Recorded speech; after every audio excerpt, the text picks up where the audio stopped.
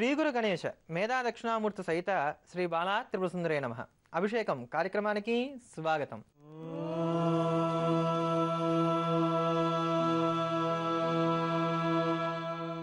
వ్యాపారంలో తరచుగా నష్టాలు వస్తున్నా, ఆర్థికంగా ఉన్నటువంటి ఇబ్బందుల నుంచి గట్టెక్కాలన్నా మనం దర్శించవలసినటువంటి అత్యంత పుణ్యప్రదమైనటువంటి క్షేత్రం ఒకటి ఉంది. పైగా ఈ క్షేత్రంలో కనకవృష్టి కూడా కురిసింది. అటువంటి ఆ క్షేత్రం ఎక్కడ ఉంది, దాని యొక్క విశేషాలు ఏమిటనేది ఈరోజు కార్యక్రమం చివరిలో క్షేత్రమహిమ విభాగంలో తెలియజేస్తాను. ఈరోజు భానుసప్తమి, త్రిపుష్కర యోగం, పద్మక యోగం అనేటువంటి 3 యోగాలు కలిసి వచ్చాయి. ఇలా 3 యోగాలు ఒకే రోజున కలిసి రావడం అనేది చాలా అరుదుగా జరుగుతుంది. ఆదివారం అదే ప్రకారంగా సప్తమి తిథి రెండూ కలిస్తే గనక దాన్ని భానుసప్తమి అంటారు. ఈ భానుసప్తమి ఉన్నటువంటి రోజున చేసేటువంటి సూర్యారాధన కానీ, నవగ్రహాల పూజలు కానీ వెంటనే ఫలితాలు ఇస్తాయి. కనుక నవగ్రహ దోషాలు పోగొట్టుకోవడానికి ఈరోజు చాలా ప్రశస్తమైనటువంటి రోజు అని చెప్పుకోవాలి. అలానే పద్మక యోగం ఉన్నటువంటి రోజున చేసేటువంటి స్నానము కానీ, దానము కానీ అనంతమైన పుణ్యాన్ని ఇస్తుంది. కనుక ఈ రోజు చేసేటువంటి పుణ్యప్రదమైనటువంటి నదీ స్నానాలు, అదే ప్రకారంగా చేసేటువంటి దానాలు కూడా అనంతమైనటువంటి పుణ్యాన్ని అనుగ్రహిస్తాయి. ఇక త్రిపుష్కర యోగం ఉంది కనుక ఈ త్రిపుష్కర యోగంలో ఏ పని చేస్తామో తిరిగి పదే పదే అదే పని చేయడానికి ఆస్కారం ఉంటుంది. కనుక ఈ రోజు అయినంత వరకు కూడా పుణ్యకార్యాలు చేసినట్లయితే తిరిగి పుణ్యకార్యాచరణ చేయడానికి కానీ ఆస్కారం ఉంటుంది. ఉదాహరణకి బంగారం కొన్నారనుకోండి, తిరిగి బంగారం కొనుక్కోవడానికి కానీ ఆస్కారం ఏర్పడుతుంది. లేదా ఏదైనా ఒక వస్తువు కొంటే పదే పదే ఒక వస్తువును కొనడానికి కానీ ఆస్కారం ఏర్పడుతుంది. ఇట్లా ఈ రోజు కనుక ఏదైనా అమ్మితే మళ్ళీ పదే పదే అమ్మడానికి కూడా ఆస్కారం ఉంటుంది. కనుక దీన్ని దృష్టిలో పెట్టుకొని ఈ రోజు ఏం చేయాలనేది నిర్ణయం చేసుకోవడం చాలా మంచిదని చెప్పుకోవచ్చు. భానుసప్తమి ఉన్నటువంటి ఈ పుణ్యప్రదమైనటువంటి తిథి రోజున చేసేటువంటి సూర్యారాధన వలన విశేషించి 9 గ్రహాల యొక్క అనుకూలత లభిస్తుంది. కనుక రవిగ్రహాన్ని ప్రసన్నం చేసుకోవడానికి గాను సూర్యుని ఆరాధిద్దాం, తరిద్దాం.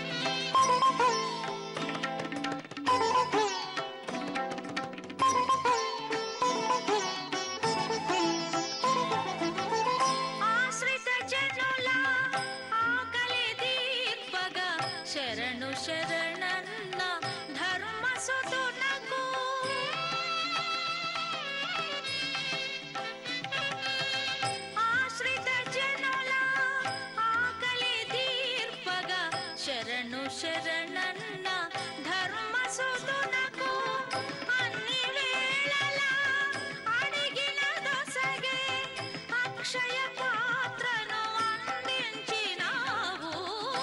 ఆదిత్య హృదయం అజేయం శక్తిప్రదం భవతిమిరాంతకం భయనాశం శుభకరం ఆదిత్య హృదయం.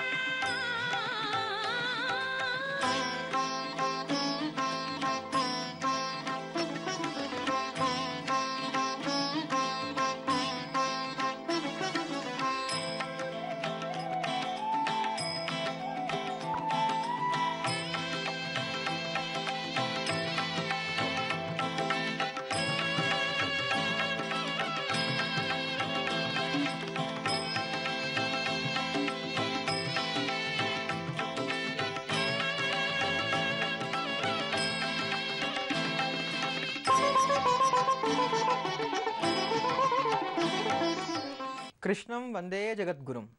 కృష్ణారాధన చేయటం వలన మనిషిలో ఆకర్షణ ఏర్పడుతుంది.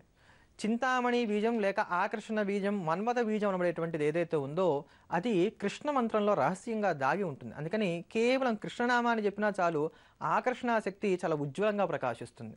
చేత్తో మంచి గంధాన్ని పుచ్చుకొని కృష్ణ కృష్ణ కృష్ణ అనేటువంటి నామాన్ని ఒక 108 సార్లుగా జపం చేస్తూ ఆ గంధాన్ని కనుక తిలకంగా పెట్టుకుంటూ వచ్చినట్లయితే క్రమేపీ మీ ముఖవర్చస్సు చాలా అద్భుతంగా పెరగడానికి కానీ ఆస్కారం ఏర్పడుతుంది. అంతటి భవ్యమైనటువంటిది కృష్ణారాధన.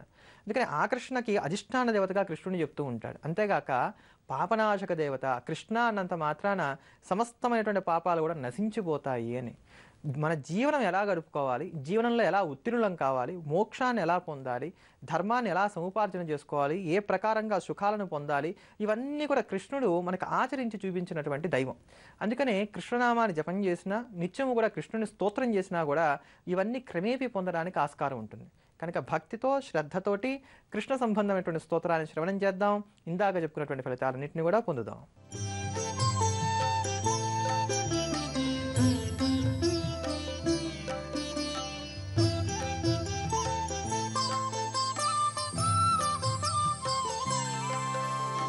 कृष्णं वन्दे जगद्गुरुं कृष्णं वन्दे जगद्गुरुं कृष्णं वन्दे जगद्गुरुं कृष्णं वन्दे जगद्गुरुं कृष्णं वन्दे जगद्गुरुं कृष्णं वन्दे जगद्गुरुं कृष्णं वन्दे जगद्गुरुं कृष्णं वन्दे जगद्गुरुं वसुदेवसुतं देवं कंसचाणूरमर्दनं देवकी परमानन्दं कृष्णं वन्दे जगद्गुरुं कृष्णं वन्दे जगद्गुरुं कृष्णं वन्दे जगद्गुरुं कृष्णं वन्दे जगद्गुरुं कृष्णं वन्दे जगद्गुरुं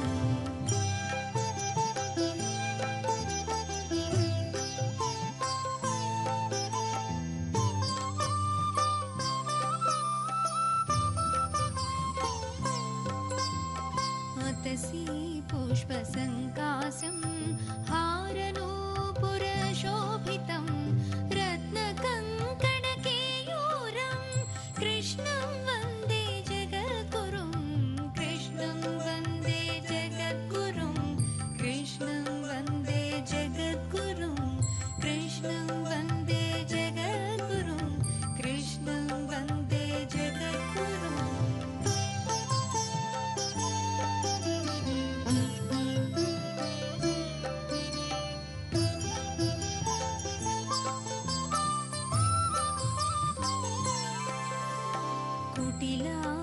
कुटिलानकसंयुक्तं पूर्णचन्द्रनिभाननं विलसत्कुण्डलधरं देवं कृष्णं वन्दे जगद्गुरुं कृष्णं वन्दे जगद्गुरुं कृष्णं वन्दे जगद्गुरुं कृष्णं वन्दे जगद्गुरुं कृष्णं वन्दे जगद्गुरुं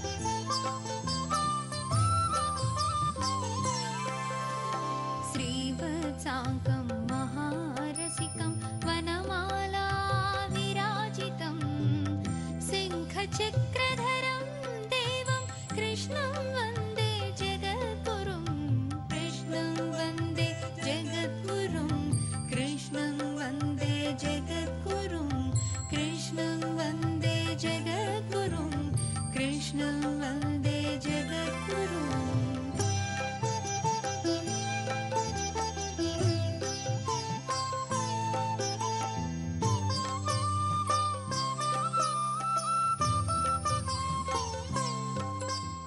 అమ్మవారికి ఇద్దరు చెలికత్తెలు ఉంటారు. ఒకరి పేరు జయ, ఇంకొకరి పేరు విజయ. జయం కానీ విజయం కానీ ఒక్కొక్కసారి రావచ్చు, వెళ్ళిపోవచ్చు. కానీ అమ్మవారికి ఉన్నటువంటి పేరేమిటి? అపరాజిత. ఎప్పటికీ జయమే, ఆవిడకి అపజయం అన్నది లేదు. అందుకని అమ్మవారిని అపరాజితాదేవి అని పిలుస్తూ ఉంటారు. ఈ అపరాజిత నామంతో ప్రకాశించేటువంటి అమ్మవారిని కనుక పూజ చేస్తూ వచ్చినట్లయితే బ్రహ్మవిద్ బ్రహ్మైవ భవతి అని చెప్పబడినట్లుగా మనము కూడా అపరాజితులం అవ్వడానికి, మనం చేసేటువంటి పనులన్నింటిలో కూడా జయాన్ని పొందడానికి ఆస్కారం ఏర్పడుతుంది. మరి అపరాజితాదేవి ఎవరు అంటే సాక్షాత్తు దుర్గాదేవికి ఉన్నటువంటి పేరే అపరాజిత. ఈ అపరాజితాదేవిని స్తోత్రం చేసినటువంటి స్తోత్రం ఒకటి మనకి దుర్గా సప్తసతిలో ఉంది. దీన్ని సాక్షాత్తు దేవతలు చేశారు. దేవతలు చేసినటువంటి స్తోత్రానికి ప్రసన్నమై అమ్మవారు దేవతలను అనుగ్రహించి శుంభుడు నిశుంభుడు అనేటువంటి రాక్షసులను సంహరించడం జరిగింది. అటువంటి భవ్యమైనటువంటి స్తోత్రాన్ని కనుక నిత్యం పారాయణ చేస్తూ వచ్చినట్లయితే మనం కూడా నిత్యము కూడా జయాన్నే పొందగలుగుతాం, అపజయాన్ని చవిచూడకుండా ఉండగలుగుతాం. అలానే మనకు ప్రత్యర్థులు ఎవరైతే ఉన్నారో వారందరినీ కూడా జయించగలుగుతాం. అంతటి మహిమాన్వితమైనటువంటి అపరాజిత అస్తవాన్ని శ్రవణం చేద్దాం.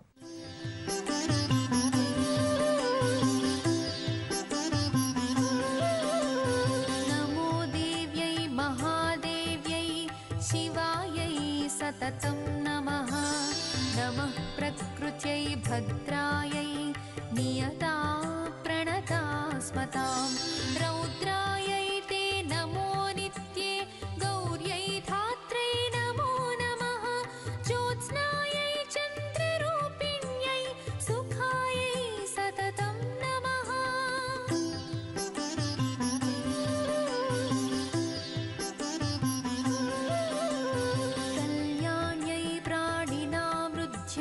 सिद्ध्यै कूर्म्यै नमो नमः नैऋत्यै भूभृतां लक्ष्म्यै सर्वाण्यै ते नमो नमः दुर्गायै दुर्गपारायै सारायै सर्वकारिणे ख्यात्यै तस्यै च कृष्णायै धूम्रायै सततं नमः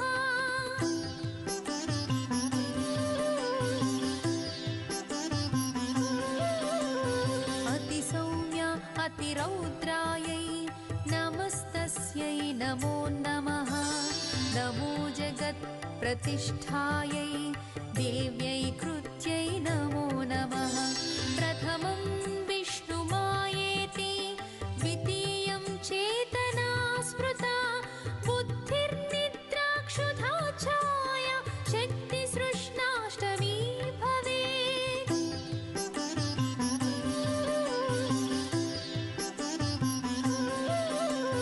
शान्तिर्जातिस्तथा लज्जा शान्तिश्रद्धा त्रयोदशी कान्तिर्लक्ष्मीधृतिर्वृत्ति स्मृतिरेव दया ततः तुष्टिः पुष्टिश्च माता च भ्रान्तिर्नाम पराक्रमा त्रयोविंशतिनामेयं ब्रह्मणा पूजिता स्तुतिः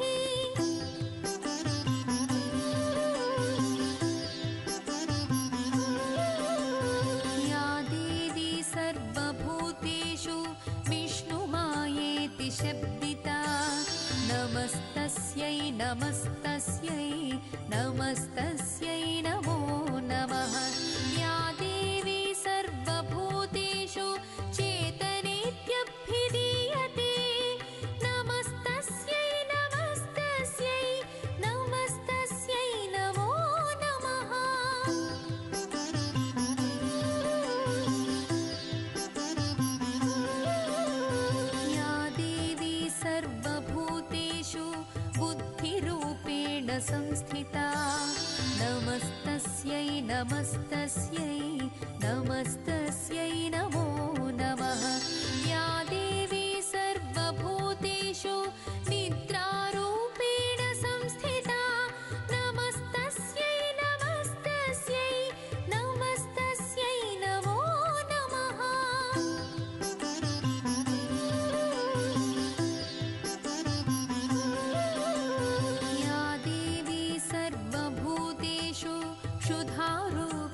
संस्थिता नमस्तस्यै नमस्तस्यै नमस्तस्यै नमो नमः या देवी सर्वभूतेषु छायारूपेण संस्थिता नमस्तस्यै नमस्तस्यै नमस्तस्यै नमो नमः